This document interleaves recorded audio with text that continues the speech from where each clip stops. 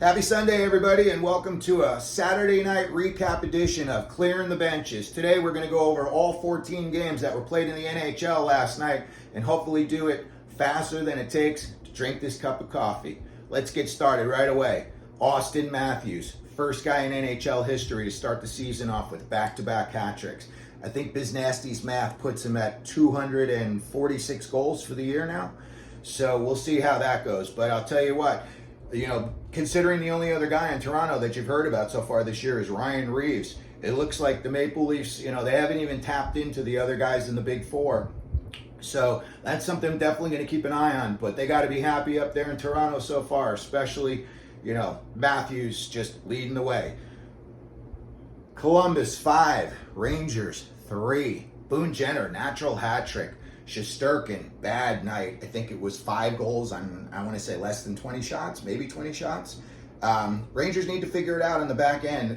I've been harping about it for a while now, but I think a lot of these guys that they have on the back end, Fox, Miller, I know Lindgren didn't play last night, but I think Lindgren's starting to break down a little bit. He was injured more last year. The guy plays a game where he steps in front of every shot that he can, so, he's going to get blown up every once in a while. But as far as the Rangers go, my personal opinion is I think Fox needs to, pump the brakes on the offense and let's start concentrating more about the defensive zone. Keandre Miller, for a guy who's so big and, so all of that, I just don't see it. He barely plays a physical game at all. He gets a stick on some guys, but when you watch him in the offensive zone, it seems like every chance he thinks he can, he's going to jump into the play. And sometimes when he does that, there's a guy waiting behind him from the other team looking for a breakout pass. You could send him down on a 2-on-1. So, in my opinion, the Rangers need to figure out that defense real fast. Detroit, 6. Tampa Bay Lightning, 4. You gotta love it. Tampa Bay was a team that owned Detroit for years. So seeing Detroit being able to pull one out, especially in Tampa Bay like they did last night, you're getting scoring from all the guys that you want to get it on in Detroit. You got it from DeBrincat. You got it from Larkin. You got it from Lucas Raymond. So keep an eye on that, but I think the Red Wings might be on the right tracks, even if these kids just progress this year, and even if they just get into a playoff sniff for a wild card. I think that would say a lot about the Red Wings, moving forward. Colorado gets a big goal from the Moose in a shootout to beat the San Jose Sharks in San Jose, 2-1. You got to give it up to the Sharks to keeping the Avalanche to 1 goal in regulation. That's saying a lot. I don't care even if you are playing in your home rink. That's saying a lot, keeping a team like Colorado off the board. I would have thought before that game that would have probably been a game that Colorado would have scored 4 or 5 goals. But Mike Greer, again, doing a good job up there. Surprisingly, David Quinn as well. I know it's a small sample size, but I never would have thought that would have been the score last night. I thought that game would have been about 5 or 6-1. Another big game last night, the revenge game, Vancouver, Edmonton. Everybody had this one circled on the calendar last night after the 8-1 drubbing the Canucks put up on them on opening night. And I thought, last night could go one of 2 ways. Last night could have been an 8-1 drubbing for Edmonton, or it could have been, a 6-2 win for Vancouver. I thought last night's game between Vancouver and Edmonton was the best game on the slate. And I'll tell you what, it was like watching a playoff game. The JT Miller is stepping up his game. I don't know whether he just has it in for Draisaitl and McDavid, but he played a nasty, nasty, effective game. Those guys couldn't go 2 feet without JT Miller being all over them like a cheap suit. So I don't know what Rick Tocchet's cooking up there in Vancouver, but I'll tell you, it smells pretty good from here. They're 2-0, and to beat Edmonton back-to-back, come on, that's saying a lot. So again, another story we're going to keep our eyes on. Can Tocchet keep this going? They look like that team was all in. Every guy played physical. Every guy, jumped up into the play every chance they could. So Vegas, 4. Anaheim, 1. You want to see a highlight reel goal? Check out the goal that Jack Eichel scored last night. Basically, Jack Eichel-ish.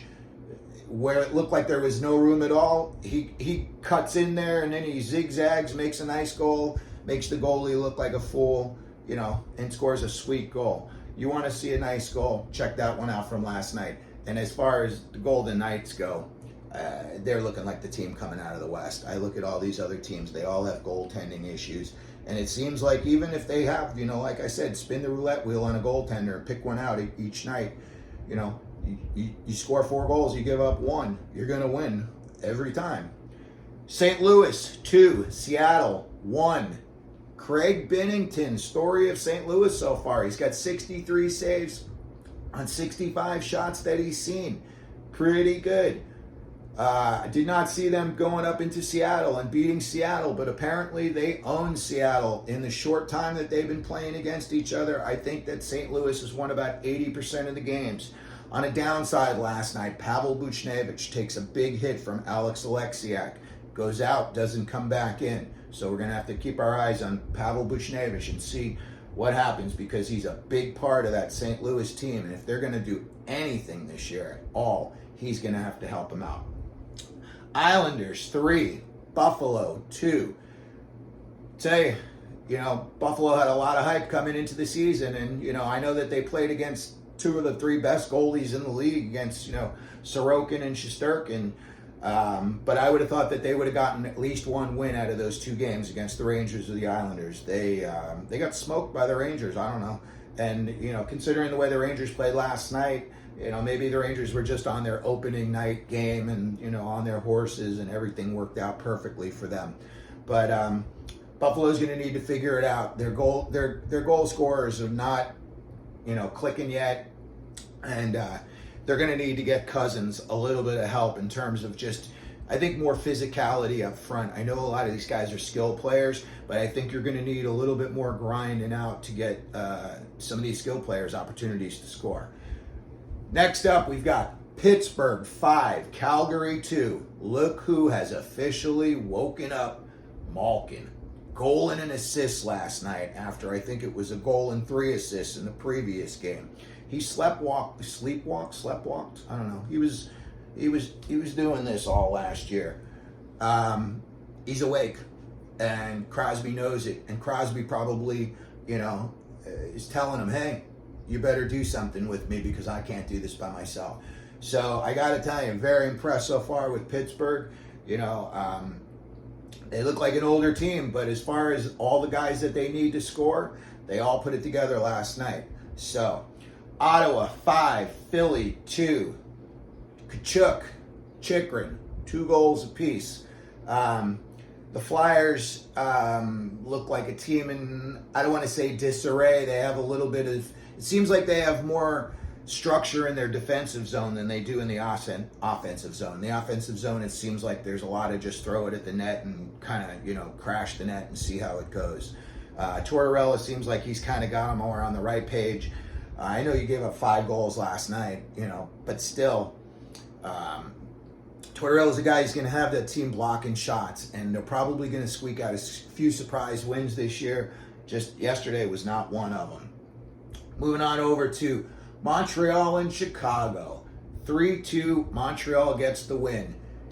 You gotta love it. Sean Monahan, the guy's career has just been riddled with injuries. And to be honest with you, I personally wrote the guy off way back when he was still in Calgary. So when Montreal picked him up, I thought, what are they doing?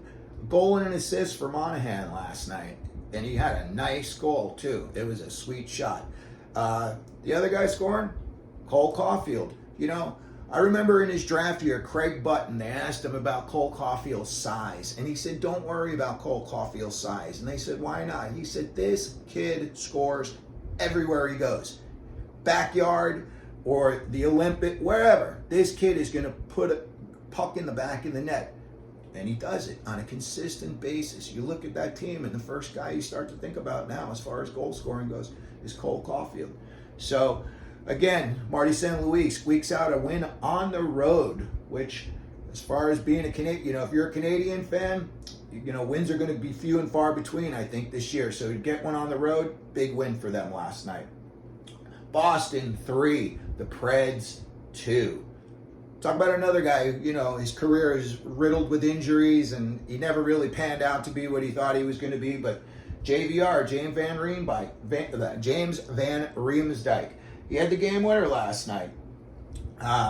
You know, and the other thing is you're getting goal scoring from Pasta scores on a penalty shot. You know, God help the goalie when that happens. I mean, that guy's got more tricks up his sleeve than a magician. But when I looked at that game last night and I saw that score, and then I saw that JVR gets the game winner, I felt good for the kid, you know. And surprisingly, Boston hasn't bottomed out yet. I honestly didn't think that they would even be this competitive, no less winning games on the road. So Marchand looks like he's playing well. You know, guy's a thorn in everybody's side, including mine. I can't stand him, but he's playing well right now. And somehow it doesn't look like Boston's missing a beat. Winnipeg 6, Florida 4. Shifley, the Gordie Howe hat trick last night. Goal, an assist, and a fight against Matthew Tkachuk. It looked like Shifley turned his ankle during the fight. He kind of went down awkwardly early. Tkachuk landed on top of him. But Shifley's definitely a guy with an attitude, edge, and I think in the future when him and Matthew Tkachuk go back up against each other, I think Shifley probably is going to go up to him head to head and say, hey, you want to go? Let's do it again. So Winnipeg, another team that I did not see doing much this year. I thought they were going to be a team in transition. And oh, a funny thing about Winnipeg.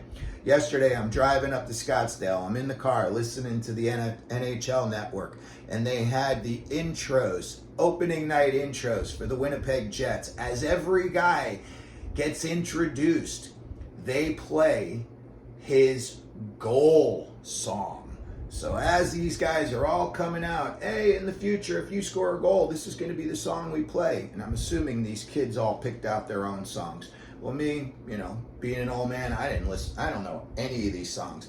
All of a sudden, here comes Nino Niederreiter skating out to Disco Inferno. I think it's a great idea what Winnipeg did. I think as far as an opening night thing, most teams probably missed out on it. But what a great introduction. You know, you ask these kids a little bit, it's a way for the fans to get a little personal information on these guys. Hey, what does this guy listen to? What does this guy like?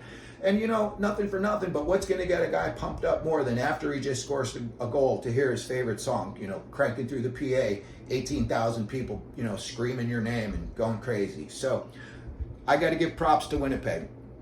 I think that's it for today. I think we got through all 14 games. If I missed any, I don't think I did, but if I did, I'm sorry. One game today I'm going to keep my eye on, and Sens, Tampa Bay. They both played yesterday. Some teams are better back-to-backs than others. I think Tampa Bay is the older team, taking the Sens on the win today. Thanks again for everybody watching, clearing the benches today. And again, let them know you're out there. Thanks.